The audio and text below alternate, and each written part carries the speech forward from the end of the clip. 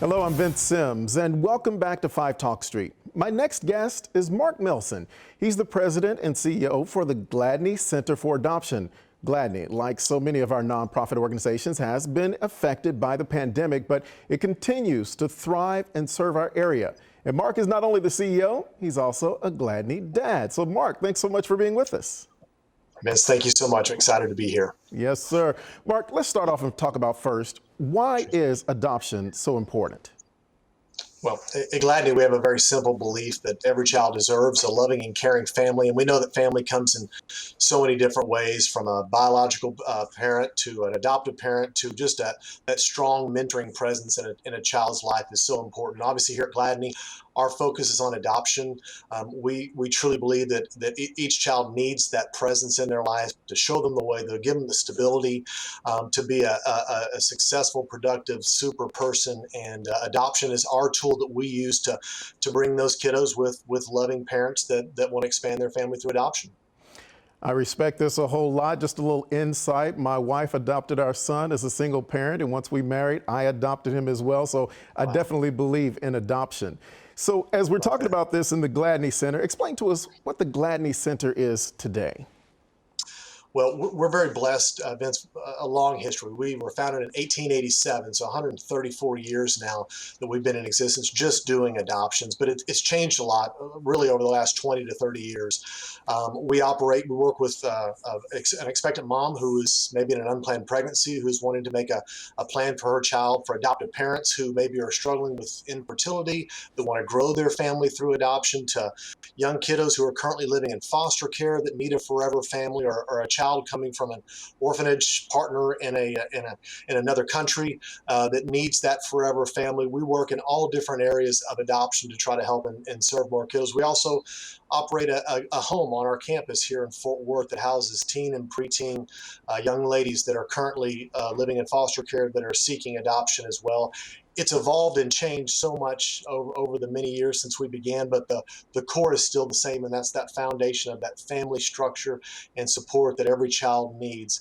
It's been interesting in the last few years, especially as adoptions have become more open, especially on the domestic infant side, where we're seeing an expectant mom choose her adoptive parents and have a relationship there. It may not be a co-parenting relationship, but there's a relationship to learn about that child as they grow up in that parent's house. So we've seen it change a lot over the years, and at Gladney, we're just so excited to continue to keep doing what we've done for so many decades now, and carry on that legacy of those wonderful people that came before us.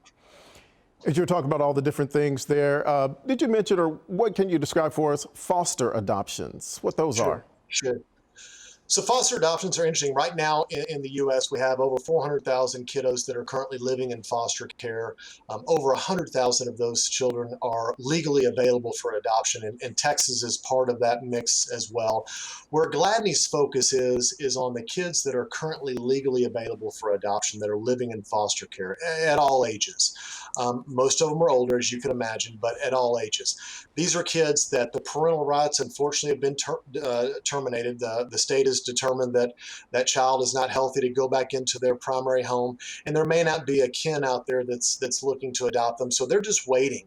So our focus is with those kiddos is to find that forever family, find that loving family, whether it be a single parent, a traditional family, or same-sex couple, whatever, that wants to come out and wants to adopt that child and give them that perfect forever home, and bless them with a family. As we started out talking about, we know charitable donations do seem to be up because people are still giving, but the pandemic, it has definitely impacted different nonprofits in certain ways. Explain to us how Gladney has been able to weather this storm. Yeah, like everybody, it's been a tough road. We've been blessed because of our history and stability. It's given us a little bit of a backing there to help us through this time. But we've been fortunate that as an essential organization, we were able to continue operating, not quite the same, but continue operating, especially on the front lines, working with expectant parents, working with adoptive parents, working with our children that we work closely with, and continue to care for them in the same manner that we did before. We, like so many people, had to kind of go virtual virtual. Although our campus remained open for the most part, we limited staff exposure onto our campus, so we were flexible to be able to do that during this time. We're just now starting that reopening process, and obviously we're optimistic about the vaccines and what the future holds right now. But we were fortunate during this time. Our donor base and our families and the support system that we have in the great state of Texas and around the country really saw the need for what we did with adoption and do with adoption, and continued to support us during this difficult time. It was challenging. Obviously, we had to make some sacrifices, but we were blessed to have their support to continue guiding us throughout this time. We took an interesting approach when the pandemic hit and we realized this wasn't going away. We reached out to our donor base and certainly wanted to hopefully enlist their support, continued support, but also we wanted them to look at our partners around us. We know there were so many great organizations that were really on the front lines in healthcare and these other critical areas for us at that moment, and encourage them to support them as well. And I think that level of openness allowed them to continue believing in our mission and again, helping those that are around. So we were fortunate that we were able to kind of weather this storm and are continuing to weather this storm a little bit. And we really do look forward to the future. Looking towards the future, you said the donors were still beneficial to you, but did you miss out on any events, and are you working to bring those back in some type of way? Yeah, that was a really big one because I gotta be honest, I was one of the more optimistic ones when this started. Oh yeah, a few weeks will go by and this will go away and we'll be okay. And as those weeks turned into months and turned into longer, we kept pushing off some special events that we had.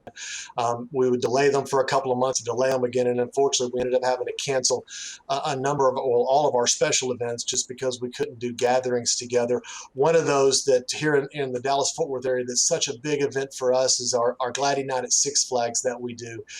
It is a great night where we rent out the park and for the night, and we have about 5,000 of our closest family and friends that come out. And if you've ever gone on an opportunity like this where you can just ride the rides again and again and again and almost make yourself throw up, it's such a blast to get to be a part of that experience. And that was a hard one for us. That was one of the ones we kept pushing back a little bit longer and a little bit longer, and maybe we can get it open. It's outside, maybe we can do it. But unfortunately, we weren't able to do it. Our partners at Six Flags have been such great friends. We've held this event for over 38 years, and it was so hard to have to cancel it. We've been through tornadoes and heat waves and torrential downpours and never had to cancel it, but this time we did. But our partners at Six Flags did such a great job just to say, yes, we understand, we'll honor this, let's do it again next year. So yeah, we're grateful to get to kick this one off April 23rd, Friday, April 23rd, to be able to do this event again. It's from 5 to 10 p.m. There's a lot of tickets that are available. We have different packages from just admissions to our park eat and play packages to VIP packages to come out and really enjoy.